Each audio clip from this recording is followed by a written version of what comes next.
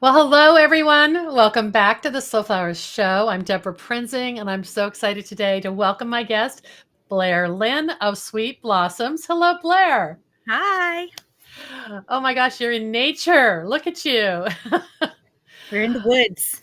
You are. Oh my gosh. Well, you're going to tell us where you are and all of that. But we've known each other for a long time. It's been so fun to connect with you for an article in Slow Flowers Journal. And you came to the summit in Seattle last year. And um, you're in the DC area. So, Maryland, I guess. So, would you just sort of put yourself on the map, let everybody know about your studio, and then we'll dive into some of our questions about sustainability. Sure.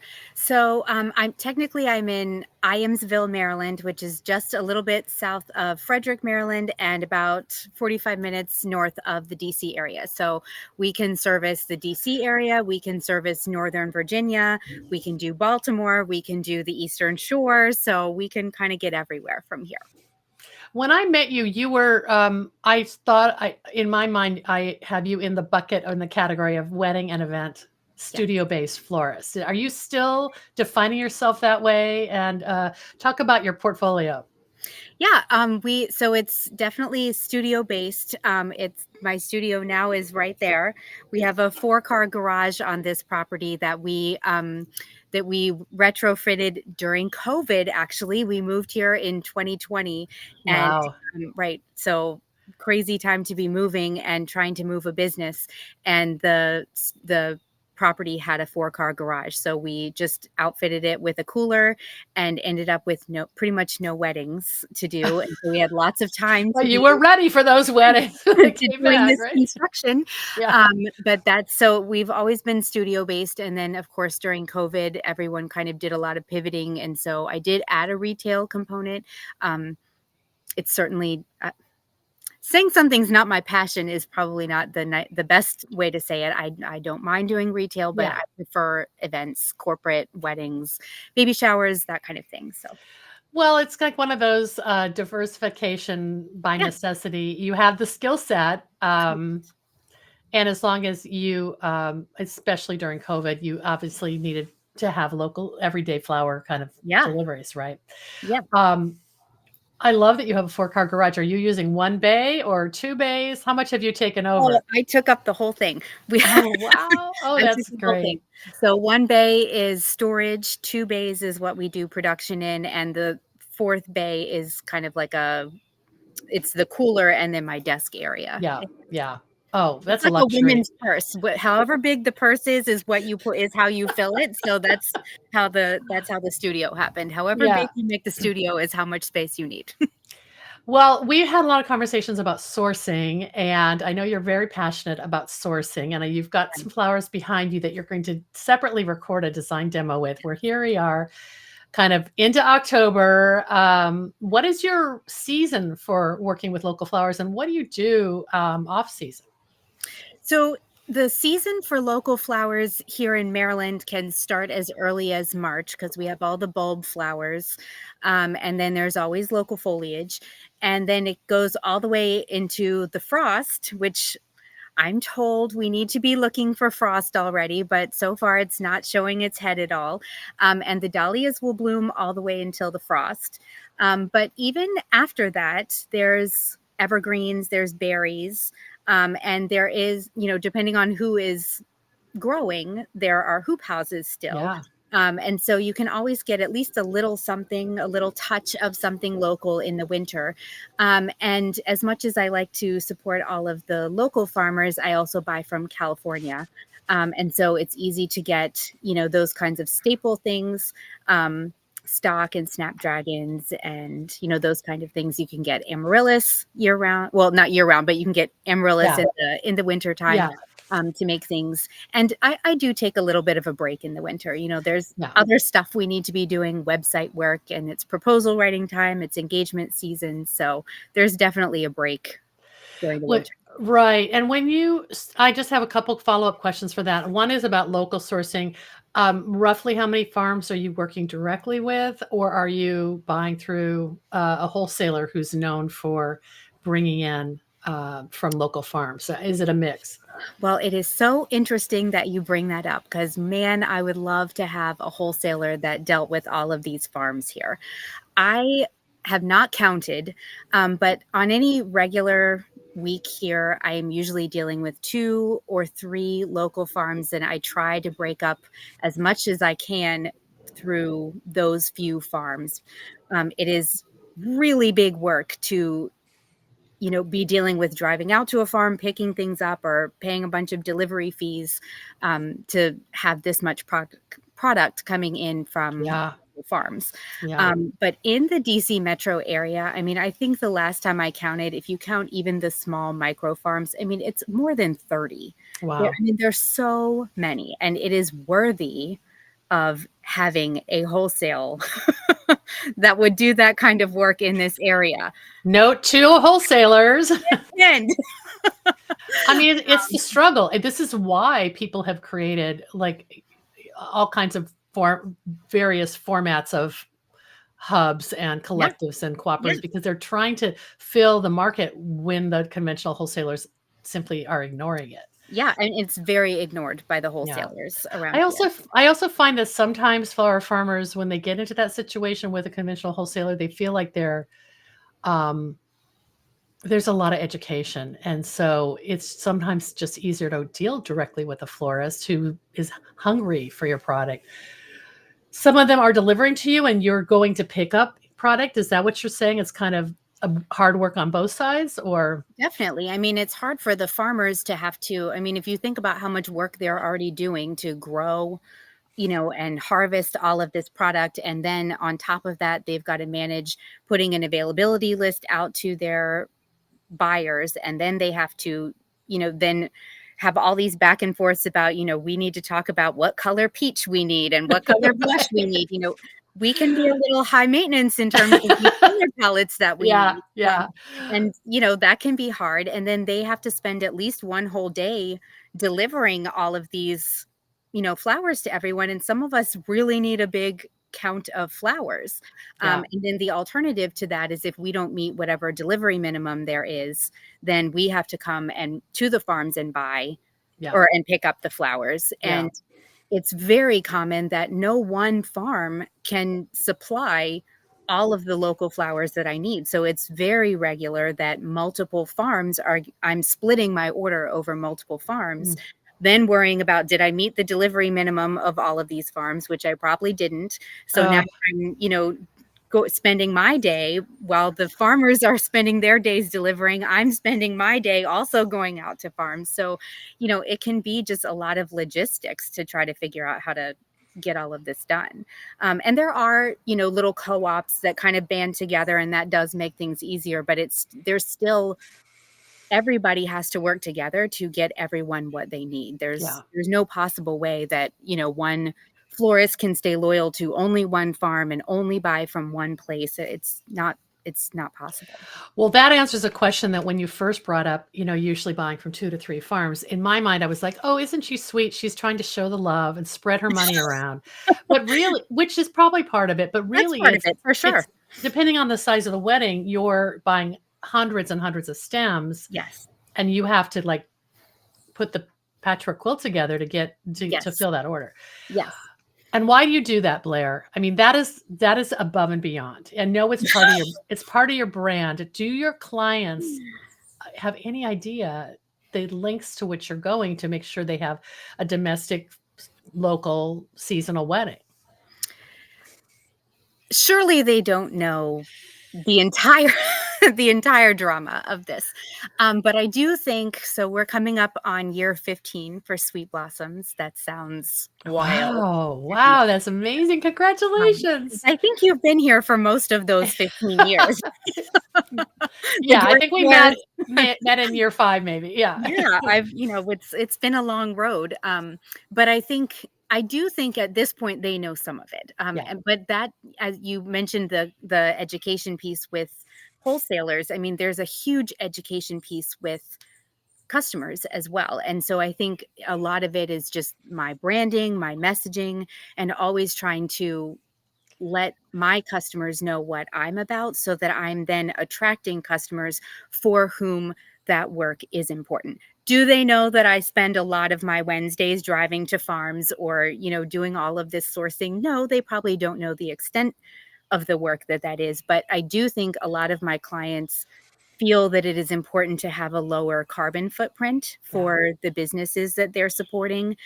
This generation seems to care a lot more about the ethos of the businesses that they're supporting. I even maybe 5 years ago, pre-COVID and just coming out of COVID, I feel like clients that I talk to when I always say a little spiel in my consultations where I'll say, "Here's a little bit about sweet blossoms."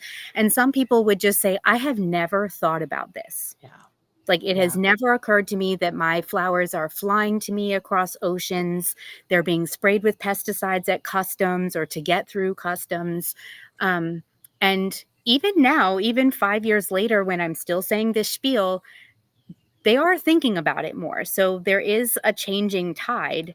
Like the Um, needle is shifting a little bit. it Yeah. is. It is. The same way we got them to think about food, where their food's coming from. I do think they care. They may not think so much about where their flowers come from, but they do think about the sustainability of their business. Even if they Yeah. don't necessarily know what that means specifically for their florist, they're interested to hear what that means for their florist, and I can tell them about it. And it's what that points to is we can't wait for the clients to get completely self-educated and Right. seek it out. We really have to be the ones preaching the sermon to Yep. them. Yeah. You know, you are like the poster child for this. I'm going to capture this episode and send it to the American Floral Endowment because last week they had a big webinar presenting this study they had done on sustainable attitudes in the floral industry. And I was sitting there listening to the presentation and the findings, and I believe that they're available for free to download off of their website, which I think I'll share in the show notes and I'll share with you, Blair. But here's this sort of professor, academic person who is probably teaching some kind of floral or horticulture program at a university, saying that the biggest issue is that while florists are desirous of becoming more sustainable in their practices, and it could include all the things that you're doing, Blair, and we'll talk about it, like thinking about waste and packaging and sort of non-floral activities. But his comment was, but no one knows how to get the consumer to think about it. And I was wanting to scream at them saying, if the florist is part of Slow Flowers, we give people the tools to educate Yeah. their customer. The customer is too overwhelmed, especially someone planning a wedding. So, I mean, I think it's great that research is happening, but there's a missing linkage, which is how do you equip florists to be articulate like you are and to not wait for the customer, but to be proactive. So, Yeah.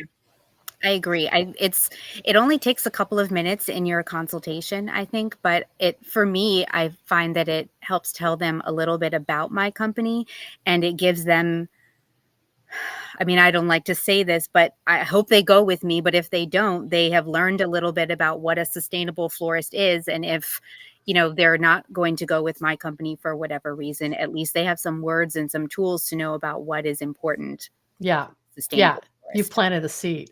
Yeah. Speaking of which, I mean, I don't want to put you on the spot, but maybe you have some thoughts. It's like, is most of your business word of mouth or like someone who's attended a wedding that you've already done or been an attendant in a wedding? Like, how are you, how are customers finding you? It seems like it's mostly word of mouth. More and more, I'm seeing that people Googled me, so that's Mhm. good. Mhm. But a lot of it is, vendor referrals or, Oh, past brides, so that's good, because I feel like that's still attracting, like-minded brides, that would want the same things as I want. I've worked very hard to put a lot of messaging on my website, and I love when I get clients who come to me and say, "I love the core values that you've put on your website, and we love that you contribute to the HRC, or we love that you have a sustainability piece of your core values." And so as someone who worked mhm. really hard on, putting that stuff out there, it feels good to know that people are reading whatever I'm putting out there and picking me because of something that I believe in, and they're searching out businesses that support the same things that they want. Yeah. You know what? I think I should pop up your website just really quickly. I was just Ooh, okay. clicking over to it because I do think there's some things that people can see here where on the homepage of Sweet Blossoms, look right here under weddings, you've got sustainability. Should I click on that? Sure, you can. Yep. Okay, great. It has a little blurb that people can read, and then it pulls blog posts. It has a video also of Ooh, stuff I love have to it. say because I love to talk. But it has my top 5 reasons why I think sustainability in floral design is important. Yep. And then it also pulls in blog posts that I write if I tag them for if it's a sustainability topic. It will pull those in so people can read. Oh, like Um, this. Here's one about yep, floral foam. not loving floral foam. Yep. Um, Low waste. Low waste has been my newest mantra, I think, rather than some other things I think we could say about what our Yeah. mantras might be about sustainability. But Yeah. low waste has worked for me. Well, I feel like people can apply that to their lives, you know. I agree. And I think in the low waste one, I kind of talk about some buzzwords that we hear a lot in sustainability, biodegradable being one, which ties in with some of the floral foam messaging that I've been seeing. Biodegradable can be a little bit confusing because not everything that biodegrades is great for our earth. Degrading, something that degrades is just something that breaks down into smaller pieces. So Right, such a good point. Compostable is really what you're trying to advocate for, right? exactly. And not everything that is compostable. Well, I'm going to make sure I say this right. If it's biodegradable, it's breaking down into things, but not everything that's biodegradable is compostable. And Wow. we want things that are breaking down into something that helps our earth, not just smaller pieces of plastic like foam.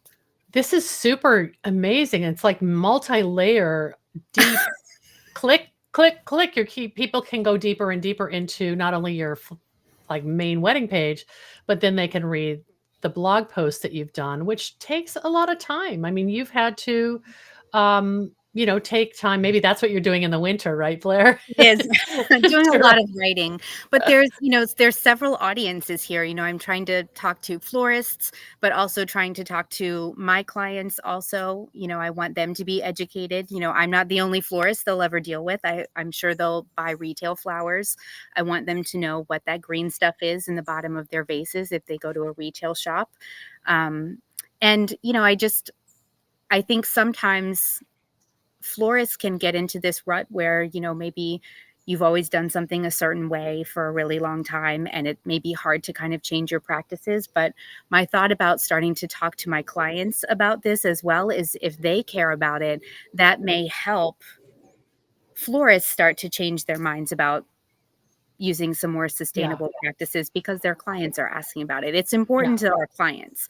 So Right. You've got to be brave, and I think one of the things you've advocated in the article that you wrote for us last summer in the column "The Business of Flowers," which I'm going to pop up on the screen too. But you talk about, I might be paraphrasing here, but something to the effect of you don't have to do this all at once. You can take gradual steps to phase definitely. in these practices. I think it's really important to pay attention to the fact that any step you make towards making your studio more sustainable is a good one. And I hate when I see these posts about that feel very like shaming and Yeah. especially, and this is particularly in the retail space, I know people are still using a lot of foam. And rather than shaming those people, I think it's important to note that perhaps those retail shops have started using chicken wire in some of their designs and they're reducing their use of foam. And so any step that you make that is in the right direction is a good one and should be congratulated, as opposed to nitpicking about the thing they're still doing wrong. Like that Yeah. doesn't help anyone change what they're doing. It makes them feel bad about themselves and makes them feel like, well, this is too big of a task and we just can't do it. So, I I mean, and mean, that's it's kind of like losing weight. Like right. Right. like Need to be good. I went for a mile long walk, but oh, then I had a glass of wine. Oh, sorry. Right. I cut Right. you off. You were going to say something else. Well, just we need to congratulate that 1 pound you lost. Yeah. Yes, you may have more pounds to lose, but the 1 pound is a good step. So I Yeah. I hate seeing these posts that are like that call out people. I try to make my posts feel educational and like here are things you need to know, but also here are solutions. Here are things you Right. can do to help or that can change what you're doing that don't make people feel like this is just too insurmountable and impossible for us to change. Such a good point to focus on solutions. I mean, that's like yeah, that's like the buzzword of this conversation, I think. And the article that I popped up that you wrote on a column on this for the Business of Flowers, a sustainable studio. People might see in the right hand column here, there's tips and tricks, and they're not easy to read on the screen, but we'll share this article, the PDF, so people can download it. And there's more resources also, Blair, on your website. So um, let's keep that shift going. I love what you said though about, just affirming what people are doing, because I know you've worked in retail flower shops and it must be I really have. obvious to you the changes that need to be made. Yeah, I have 2 really good friends that have retail shops, and when I'm able to, I like to go work for them, because it's so different from what I know, and there's a ton of waste, and Mm, it would be really easy for me to go in there and just say, "This is terrible. This is trash. You have foam. I see this." But if I did that, A, my friends would be mad at me, yeah, and but they would also feel bad, and that's not the point. The yeah, point is to congratulate them for the steps they have taken, which might be, setting up recycling bins or removing foam from certain types of arrangements. And one shop in particular that I've spent a lot of time in, um, spent a lot of time taking foam out of a number of her arrangements. So do I say, "Hey, I still see that you have foam in some of these arrangements," or do I say, "Hey, well done. I yeah. see 50% of your arrangements go out in chicken wire every day." Like, Wow. which is the better message? And do you think she learned that chicken wire technique from you being in the shop with her? I think she already knew about chicken wire, but I think maybe I made her feel like she could do it or maybe that it was important. Yeah, I did some workshops at that shop, to teach them more about recycling and to kind of tell them about the recycling options in their area to try to help them learn about what things could be recycled. So, I mean, I think I had an influence yeah, there, but the goal is to try to be positive about it and yeah. not to shame everyone. Shaming does not make people do things. Any parent can agree with you on that. But Blair, also, it can affect the bottom line in a positive way. Yes. And maybe it costs a little bit more to have your product recycled and composted or whatever, but maybe then you use that in your marketing and your branding to attract a new type of customer who's affirming, who's inspired by that. Yeah. It's always hard to measure it, but I think that intuitively progress will and doing the right thing will pay off at the cash register. I agree. I mean, I've always thought that voting with your dollars is important. If we keep buying foam, then Oasis is going to keep making it. But we also, there are a lot of hard goods that I don't buy very much anymore because I'm always reusing chicken wire. I almost said Mhm. chicken foam. I'm always reusing my chicken wire. I haven't bought tubes in a really long time because I'm reusing them all the time. I give all of my rubber bands back to farms, so that's rubber bands that they don't need to buy. I mean, those are all little things, but I think they add up. Yeah, Um, and I just think we need to keep showing what things are important to us as florists. And that there's a saying that is escaping me now, but necessity, something about necessity and innovation. More mechanics will come about if we keep, trying new things and figuring out what works. yeah, So. that's a good point. The other question I meant to ask you earlier, just when I was asking you about local sourcing, when you buy in the winter season, when you're buying from California, can you just talk about have you developed relationships to buy from farms direct, or are you using a service? How are you? Because it's like talk about extra steps. It's you're not having to drive to pick them up, but you've got to ship them to you.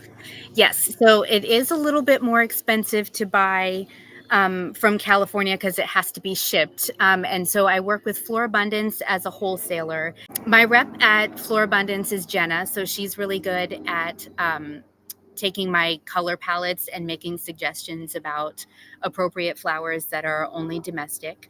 And then I also work with two, I don't know if they're considered wholesalers or if they're just kind of like farms that have grouped themselves together. One is primarily greenery, and one is a group of farms that have flowers also. So it's kind of like buying directly from a farm, and it's kind of like a wholesaler, but they ship directly to me as well through FedEx. And then I have relationships with several rose farms that will ship directly to me. Um, Yeah, it takes I a mean, lot it's of kind of planning. mixed. It is. Yeah. I use Airtable for this, but I have a giant Airtable spreadsheet that I keep track of who has what and when I buy it. So I kind of keep like a big national availability list for myself to keep track of Wow. what I know everybody has. But most of them send out availability lists. So 2 weeks before, I'm kind of looking to see what everybody has.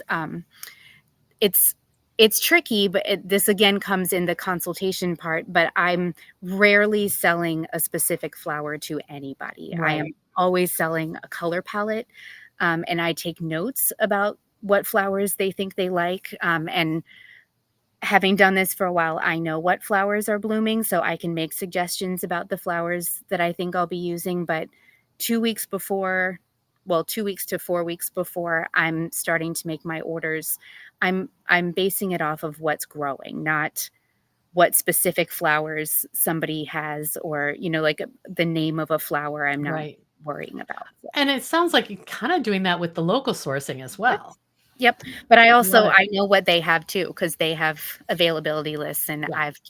I keep track of those. So And you do go on farm quite a bit. So I do. I do. I cut these flowers myself, so I yeah, cut well, them. tell us what you have behind you Sure. and what you're going to do for the design, and then we'll segue to that after we wrap up here. So this this arrangement's theme is aging, maybe, or aging flowers. Um, Sorry, I don't know the names of dahlias, Oh, but it's okay. We can just drink in the color palette. these What a are just beautiful palette. It's kind of got beautiful. that autumn tawniness to it, right? Yeah, yeah. I picked the zinnias first, which I'll show you. Aging zinnias, because I like how they look when they're probably too old to be harvested anymore, but they're Like like, fully open, right? yep, they're all the way open. They're just getting Gorgeous. kind of dusty and antique-y. These are the very last of the Cosmos. I don't think they're even selling them anymore, Oh, so pretty. but they kind of all just have that like dusty look to them. Even the celosia is a little bit, let me see. It's real coppery. Yeah, Gorgeous. yep, Really pretty. it's the end. The amaranth is a Oh, little aged. I needed love that. a line flower. But so, it's the end of the season. I have, this is my favorite bucket. It's full of the weird stuff. Now, the hydrangea's mine. I know you like hydrangeas, so I picked it Yes. for you. And you have such a beautiful hydrangea grove in your garden. Yes. Well, when you have all this shade, what else are you going to have? Right. It's Hellebores. right. I have hellebores. So it's a little antiqued. I have this weird, um, okay. Sarah and Tom told me the name of this. It's a weed. Um, Okay. but I think it looks cool. So we're going to see what we do. I think it's called, I wrote it down, nut sedge. I think, Okay. Wow, it's I don't know. It gorgeous. could It's be. got a lot of texture. Yeah, I felt like we needed that. We have orchard grass, um, even the foxtail. I picked dried. I don't know if you can see. Yeah, I'll I put it can. on my face. Yeah. Yeah, it's gorgeous. I picked the dried stuff. There's some other kind of grass. Just trying to get some dried stuff. The explosion grass is all dried. So I don't know. It's I'm gonna going be for the end of summer. It's almost the end of this. moment Yeah. moment in time. The dahlias look pretty great though. Yes. You mentioned Sarah and Tom. So tell everyone where the most of the product that you're going to design with, other than the Sweet Blossoms garden, where most of the product comes from. Right. So everything other than the hydrangea is from Grateful Gardeners, Sarah and Tom, dear friends of mine. I do some freelance work for them as well. Um, they are about 20 minutes up the road here in Maryland, and they have a huge dahlia farm. They grow other things, obviously, Yeah.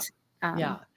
And they're comfortable with you cutting for something like this because I know they have you pick, so they don't freak out if their own customers cut. So right. So the U-Pick customers are allowed to go into certain fields.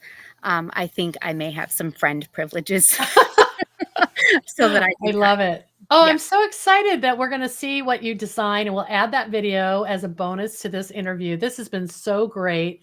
Blair, a long in coming. We should have done this a long time ago, but I'm so glad we finally got to. right. Anything I didn't ask you that you want to make sure we include before we wrap up? I did. I hope this turns into something more. I have my newest project that I'm trying to work on it as if I need more I projects. know, like, okay, another idea. I love it. This is my newest idea. So my latest, I'm working on a blog post that I'm hoping to post today or tomorrow. So I had a wedding this past summer that was all hydrangea, and I don't even usually say yes to this, but she wanted blue hydrangea in June, and California had it. So I was like, fine, we can do this. Love it. Then the box of probably 150 blue hydrangea was delayed, and they arrived toast. They were Wow. brown and gross, and I had to replace them. Well, it was too late to get more from California, so I had to use imports. So yes, I'm all about American grown flowers, but also I'm a business owner, and I promised her blue hydrangeas and we need to deliver, right? So Right. you do what you have to do. What do you do? So Right. I called the wholesaler, I ordered the hydrangeas, and every last one of them had a plastic sleeve around them and the little water feet on the bottom. And I was just so shocked by the amount of plastic because I'm not used to that. I don't get a lot of plastic in here anymore. You're getting buckets of water, flowers in buckets of water most of the Yes. time, right? Yeah. And a lot of the farmers from California, I mean, there's plastic sleeves, but more than half of my product at this point comes from Maryland farms. Yeah. So, and even the rose farms wrap their stuff in paper a lot of times. So I was so shocked. I took pictures of the plastic. I was like, we're doing something with these pictures. Um, I've been working on, and I hope that this works out. I'm working on a recycling project for plastic flower sleeves. I'm working on trying to find companies because those sleeves can't be recycled curbside. It's the wrong plastic. Um, they have to be recycled commercially. So I Right. have several proposals into our local wholesalers to work on recycling projects where um, the florists will be able to bring their plastic sleeves in and hopefully get them taken out and recycled. Yeah.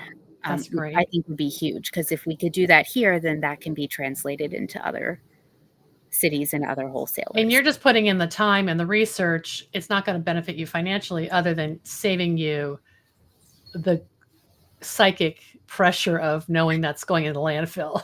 Yes, I mean, I would if it ends up being something where I'm actually doing work for someone, obviously, then Sure. there's Then you could monetize it.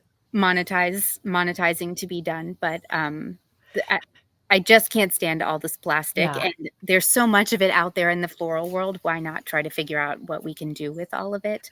So Um, the cellophane sleeves are called multi-layer plastic, as I understand it. Is that which means what just it's even harder to get it to be repurposed and recycled. yes, it's polypropylene. The polyethylene is the grocery bags, that's the soft plastic that you can, like if you put your thumb through it, Yeah. it'll go through. Polypropylene is the hard, like, crinkly plastic, and that apparently has to be recycled in some different way, and it's usually, like, ground back up and turned into some kind of plastic pellet of some Yeah. kind, and then it gets made into something else, which is why it has to be done commercially.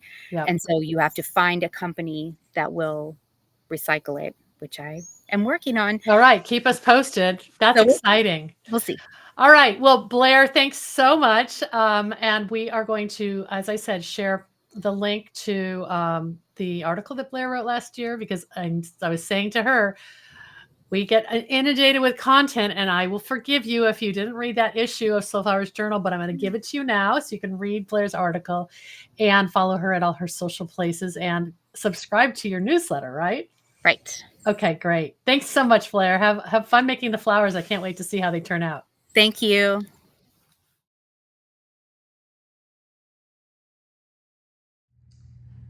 All right, so this is the design portion of my Slow Flowers podcast. I'm not so much of a design teacher, but I suppose I do have a few things that maybe I can impart. I'm going to be using, I picked a vase that has a little bit of height because I have some kind of draping elements that I was hoping to kind of showcase. And we're going to use chicken wire in here with water. I already have chicken wire in there, but I thought I'd show, I used a pretty good amount in here just to support all of the flowers. The dahlias all have pretty thin stems this late in the season. So I just want to make sure they have some good support in there. So I used, let me see, I hope you can see this, a piece about this big, and I folded it onto itself 3 times, so it had 3 layers, and then I folded it again on itself 3 times. So, and then once it's in there, I just kind of fluffed it up to make sure that I had all of those different layers stacked in here, so that there's some on the bottom, and it kind of stacks itself up so that it supports all of the stems.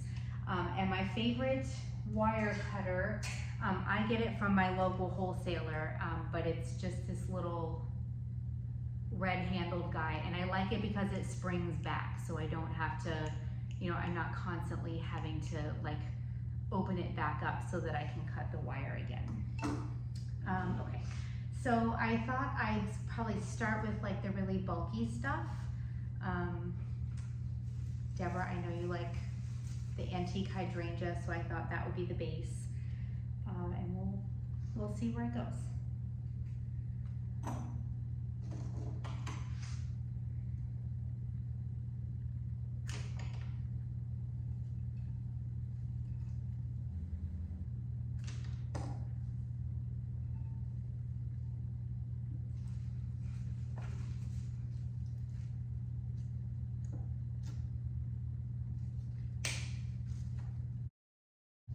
I'm envisioning like a high side and a low side.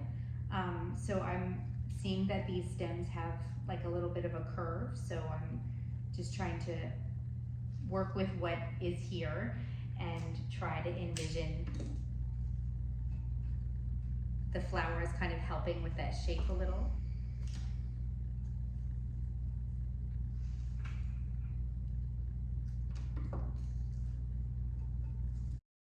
And then next, because it's really bulky, I found this really interesting weed. It's called Nut's Edge, but I thought that it could maybe be something that's a little drapey, but also a texture. And I imagine it's probably gonna need some editing as I keep going, but I thought if I put it in the beginning, then maybe I'd kind of see where it needs to fit and what needs editing out of it. So if this is my low side, I'm kind of seeing it like this.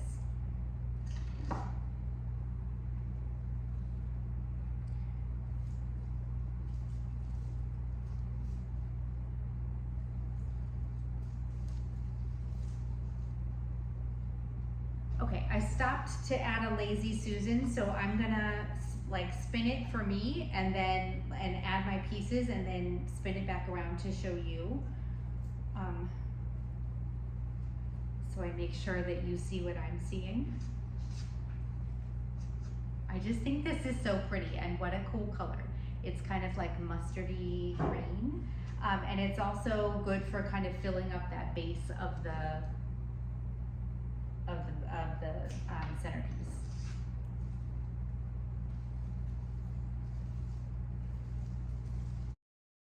I also have some amaranth, so I think that's going to be my next bit because I want those to be the low side also.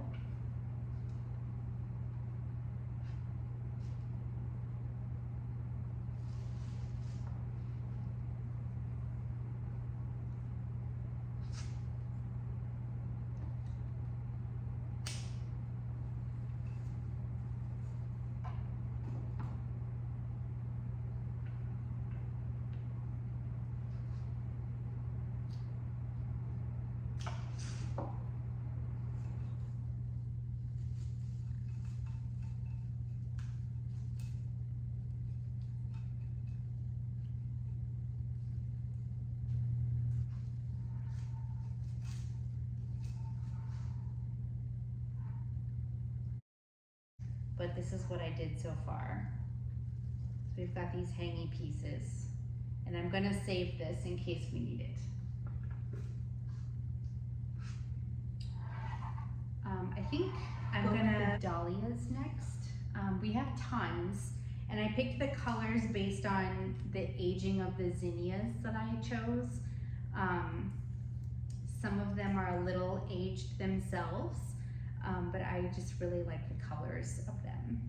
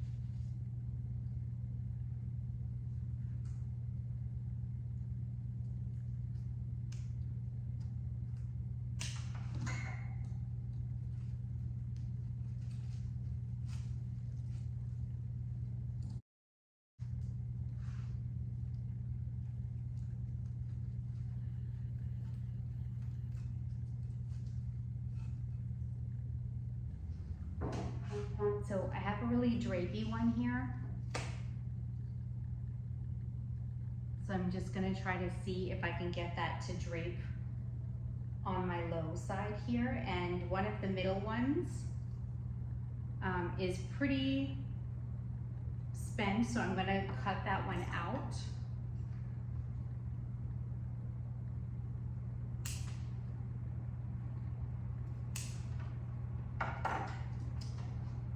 Just see if I can get that to be my low side here. I love when we try to find the ones that you can work with their shape, right? So that you're not having to fight with them.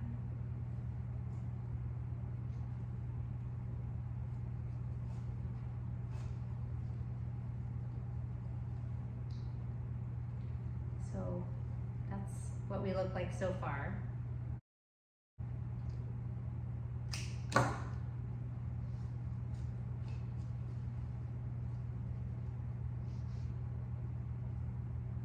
I think I'm gonna stop here and maybe add some of my smaller pieces and then see where we might need more dahlias. I think these are Queen Lime Reds, and I picked them, I don't know if you'll be able to see. I picked them because they are super antique-y looking right now.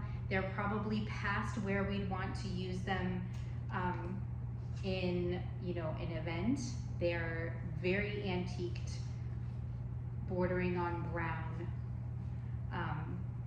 But I just love the way the farm looks when, you know, the flowers are a little bit tired. We're not necessarily, you know, using the flowers for grower or for customers anymore. And I love that I love the colors that all of these flowers have, and so that was the inspiration for the color palette. And to be honest, I picked the dahlias last. I picked all the rest of the flowers to see what was left, and then I picked the dahlias based on what I could get into other flowers. So this is another one. It's got a curve to it, so I'm going to try to send it to the low side.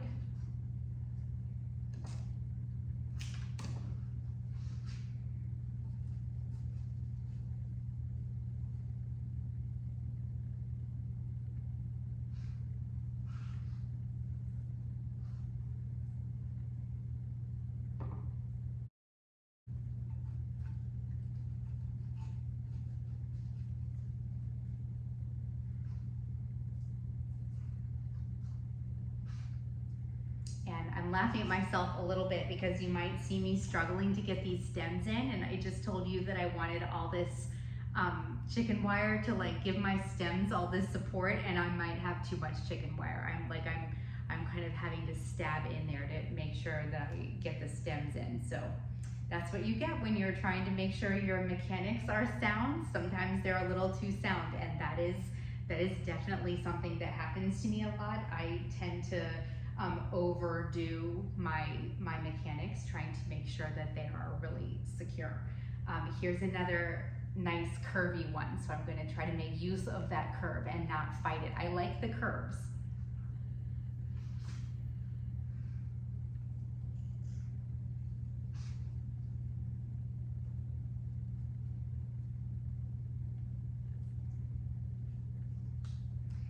I think there are some farmers that might not even sell those curvy stemmed ones. I don't know, maybe you guys can respond and let me know.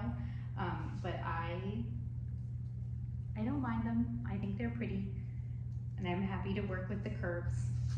This is a good one. I think this is just queen lime. It's just green. I don't know if you guys can see from so far away, but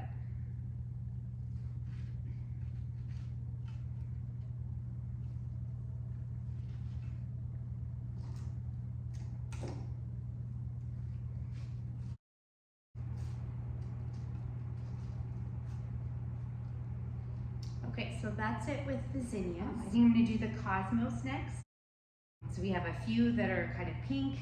I think we have some really aged Rubenza ones, and then there are just a few apricot lemonade ones. But I just really love how the cosmos kind of add like a little, you know, something to dance over top of all the heavier flowers.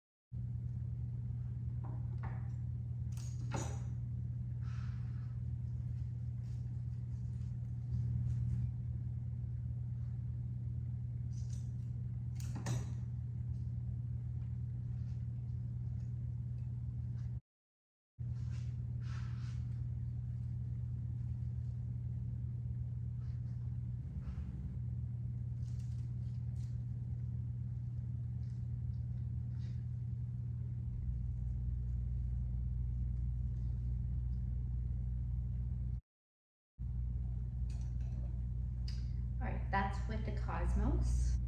I have a little bit of terracotta celosia that I was gonna add in, and then I have a lot of field grasses.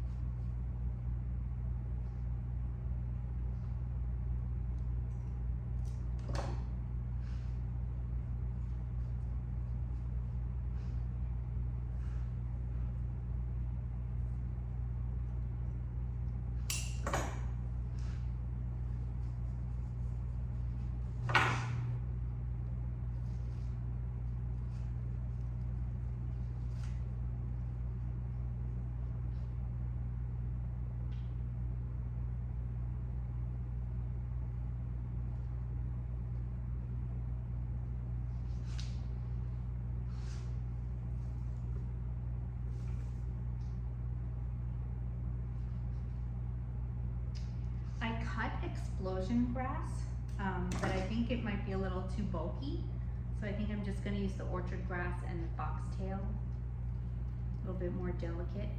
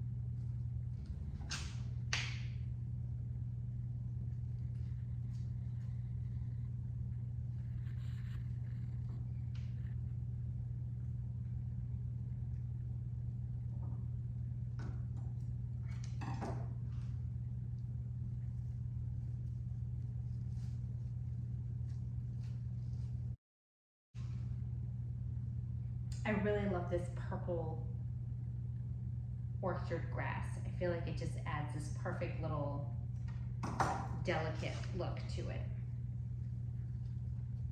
It's like eyelashes.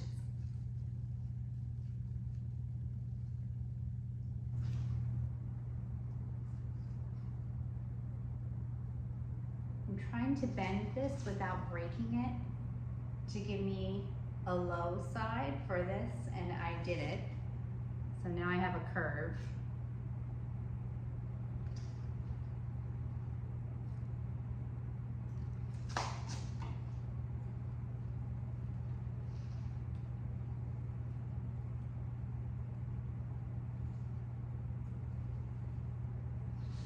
Probably do one more. So I'm just like taking it and just bending it just a little bit so it has a break. You can do this with a lot of greenery and grasses. Without fully breaking the stem, you're just kind of bending it.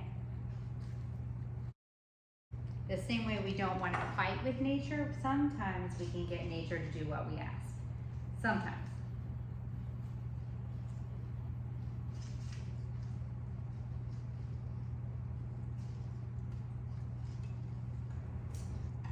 Here's where we are.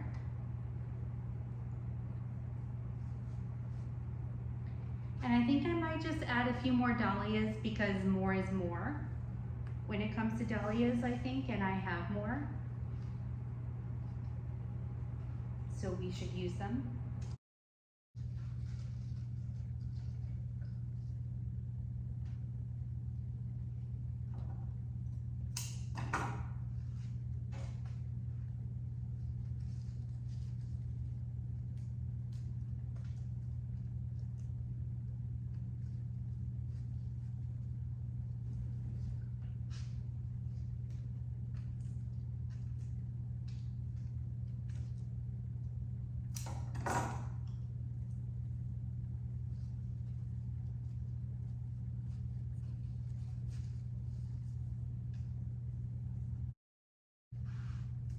I mean, the colors on these are just stunning.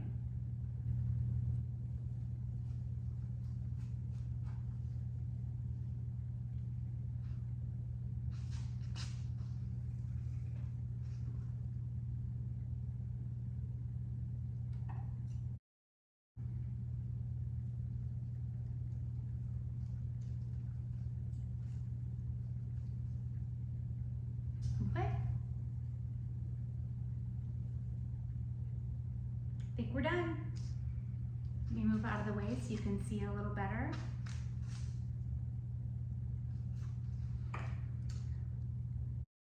A late fall aging zinnias and dahlias bouquet from Grateful Gardeners.